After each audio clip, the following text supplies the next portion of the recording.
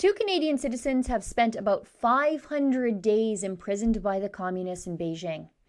And that's before the Chinese government hid their coronavirus plague and then lied about how it spread so that the world could not properly prepare for it. And instead of punishing the regime, Justin Trudeau is giving them millions of dollars in foreign aid, and of course that research grant I uncovered a few days ago. Whether or not the Globe and Mail is ethical enough to give me credit for breaking the news, I did uncover how the Trudeau Liberals just last month gave an $830,000 coronavirus research grant away, with the research being led by a team at the Wuhan Institute of Virology. Now, that high-level virus farm in Wuhan, China, was exposed in a Washington Post article as being so concerning to the American science diplomats back in 2018 that those diplomats sent emergency cables back to Washington detailing what they saw as severe lapses in biosecurity protocols that could lead to the next pandemic. It's outrageous that Trudeau would then give Canadian tax dollars to the very lab that quite likely caused the entire Canadian economy to be shut down, unemploying millions, causing deadly outbreaks in Canadian seniors' homes, inspiring municipalities to strip away our civil liberties, and separating us from our loved ones. But friends, here we are.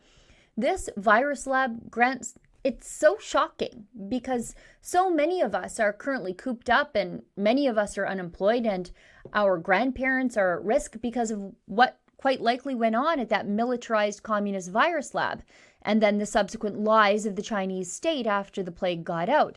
But when you think about how Trudeau treats China, kissing the feet of the dictators there, that virus lab grant is actually par for the course when you step back and look at how Trudeau deals with his favorite dictatorship. There's a level of admiration I actually have for China. Blacklocks has the story today behind their paywall about just how much Trudeau's affection and admiration for the rich and murderous communist regime in China has been costing the Canadian taxpayer.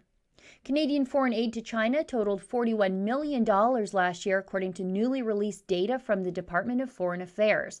China has a $13 trillion economy and a $10 billion space program.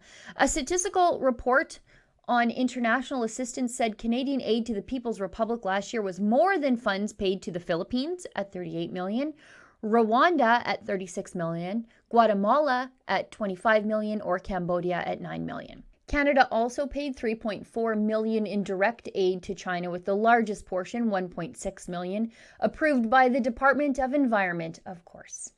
Canada and China continue to build on a long-standing history of collaboration on the environment and climate change, then Environment Minister Catherine McKenna said in a 2018 statement.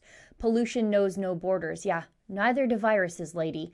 Foreign aid figures include a portion of the U.S. $199 million paid by the Department of Finance in 2017 for a 0.9% share in the Beijing-based Asian Infrastructure Investment Bank. A deepened and broadened relationship with China is a priority for the Government of Canada. Krista Hummock, spokesperson for the Foreign Ministry, said in an earlier statement. Friends, in the meantime, the last time we saw proof of life from one of the two Michaels, Kovrig and Spavor, held as political prisoners, kidnapped by the evil regime in China, was over a month ago when Kovrig was allowed to call his ailing father. And the Chinese government used that small concession to brag to the world about just how humanitarian they are. For Rebel News, I'm Sheila Gunreed.